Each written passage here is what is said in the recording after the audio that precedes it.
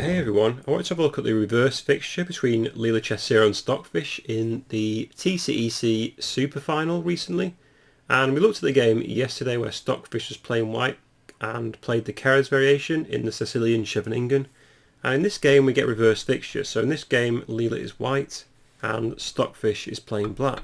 And it was the same opening with e4 c5, knight to f3 e6, d4, takes, knight to f6, knight c3 d6, and white plays g4, black goes a6, and this is the end of the book.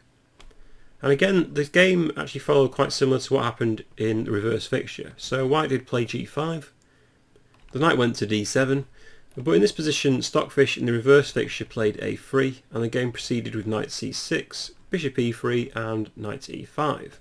However, in the game, Leela actually carried on in the typical fashion of playing bishop e3. After b5, now they played a3 to stop b4. Stockfish continued with bishop to b7 and f4 was played, knight c6, and Leela now played rook to g1, maybe trying to support this g-pawn and prepare f5.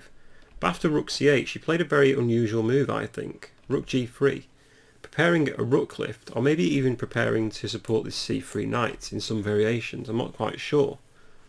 But anyway, Stockfish played bishop e7, and now Leela did strike in with f5, hitting this e6 pawn. And I think the point of rook g3 is that if black takes this off, then white can play knight takes f5, hitting g7, forces black to maybe castle. And in some variations here, white can play queen h5, and after, let's say, g6, queen h6, pawn takes knight.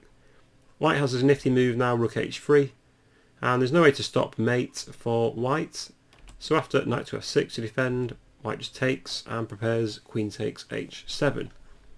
So the move rook g3 is very swift and results in a quick attack on the king side for white if black castles king side perhaps.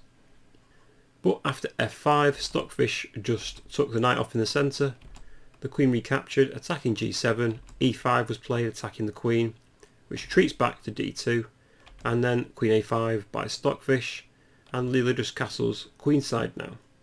And here now Stockfish does a typical move often seen in Sicilian variations, an exchange sacrifice. This rook takes c3. Obviously if pawn takes, then queen takes a3 is really good for black. So queen takes c3 is played, there's a trade of queens, and then black can win an extra pawn with bishop takes e4, and it's also attacking this f5 pawn. So basically the rook has been given up by black for an exchange and a pawn, at the sacrifice also of the double pawns for white. In the game, bishop d3 by Leela, attacking the bishop, defending the f5 pawn, which retreats back to a8, c4 was played, bishop c6 and another trade of pawns, but at least white's undoubled their c-pawns. However, Leela actually now takes advantage of this exchange sacrifice. She plays c4, pawn takes is played, bishop takes and bishop to e4, once again attacking f5. But if we look here now, white's got an outside pass pawn on the a file, and this could be a huge advantage in the endgame for white. I looked at bishop d3 here because I thought this was the best move, and it turns out it's actually quite decent. If black goes bishop c6, white can play king to d2, and if e4, just play bishop to e2. If the knight jumps in, the bishops for white are very strong after bishop f4, knight to f3, king e3, and the best move given here is h6, takes, and just bishop takes d6, bishop g5, bishop f4 is actually a decent position for white to be in, again with this outside pass pawn and the two rooks. So in the game after bishop e4, a4 was played. If black takes this pawn off on f5, I think this results in a good position for white though. I think Leela could have played a5 if black took that pawn, and after castles just played bishop to d5. And the result is that this pawn is moving up the board very fast and has the two bishops to support these two key squares. This is actually not very good for black at all. So in the game Stockfish played d5, hitting out in the centre. There's actually a sneaky tactic here. If white decides to take this pawn off with the bishop, then black has bishop a3 check, king d2, and just bishop takes d5 because the king blocks the rook on d1.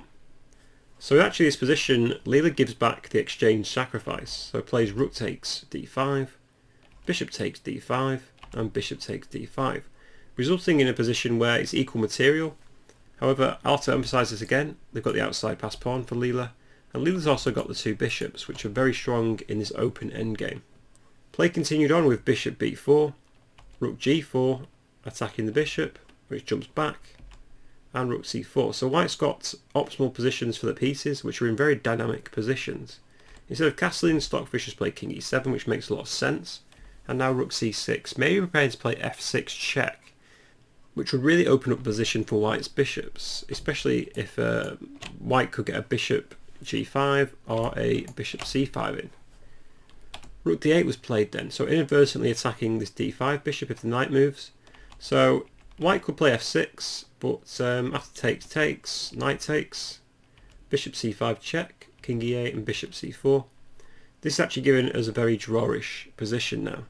And you have to say maybe white doesn't have the advantage because they're a pawn down. And black now also has their own passed pawns on the e-file.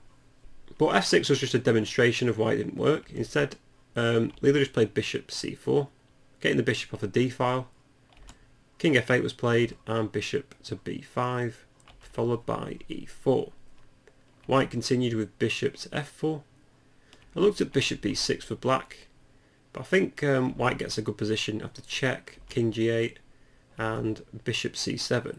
After an exchange, after knight to e5, white again just plays a5, h6, and this a pawn is moving very fast up the board, and the variation I looked at continued on like this: rook e7 check, takes and just a7, rook a8, rook b7, king to h7 to stop the check on the back rank, and then just rook takes g4 and king d2, and white's got a much better endgame here.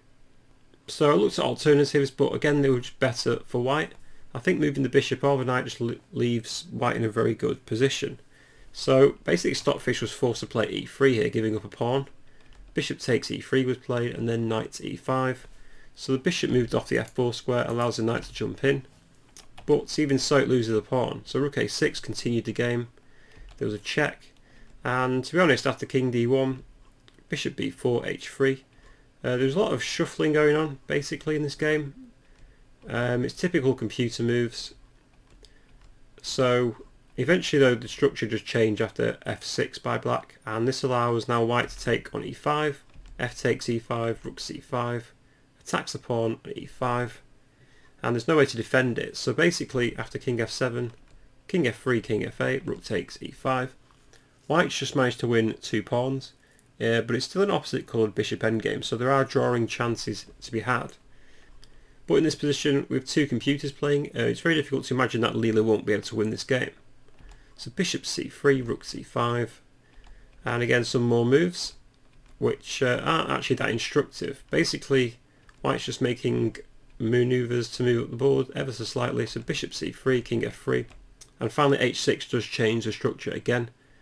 I don't think white's ever going to take this h6 pawn, so Leela just plays g6. And the point of this g6 move is it just shuts the king in. There's no way for this king to get out if the rook remains on the e-file. And rook e8 mate could be played at any point if this rook for black moves off the 8th rank. So h5 was played. King f4 looks quite good for white here. Rook d4 takes, and I think again white still wins this position with a5. But king f4 wasn't played, instead rook e6 was, and rook c8, king g2. And to be honest, we get another load of shuffling going on by both sides, a lot of checks by black. So basically the rook keeps on checking the king, but has to go back to the 8th rank because otherwise white will checkmate the black king here on e8. So the rook goes backwards, and again another series of moves with checks. And eventually we do get into a winning game for white. So I'll go back here. So after f is this position here, the rook's just gone back to c8 to stop the mate on e8. And white now plays f6. And this pretty much seals Stockfish's fate. G takes f6 was played, rook takes h5. So now white still is 2 pawns up. Rook c3 was played, and then rook to d5. But basically white's got 3 passed pawns now, and the a-file, the g-file and the h-file.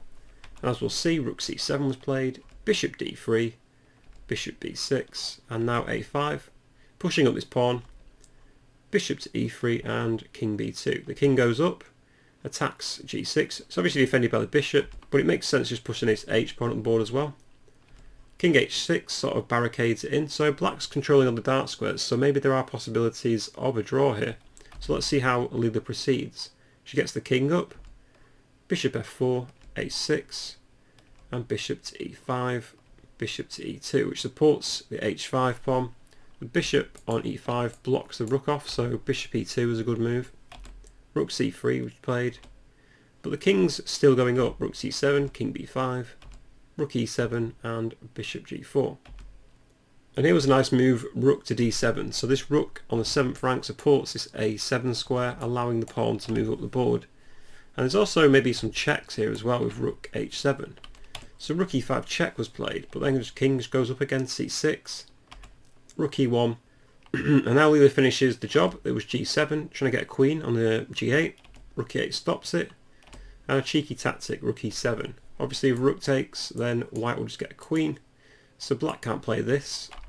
Rook e8 was played instead, but now just a7, bishop to e3, attacks a7, but gives up the bishop, so rook takes bishop, king takes pawn, and king b7, rook takes, and king takes. And here finally Stockfish was on the game after move 107. So a very lengthy game, and I obviously didn't want to go through all those moves. They were not very instructional in the most part.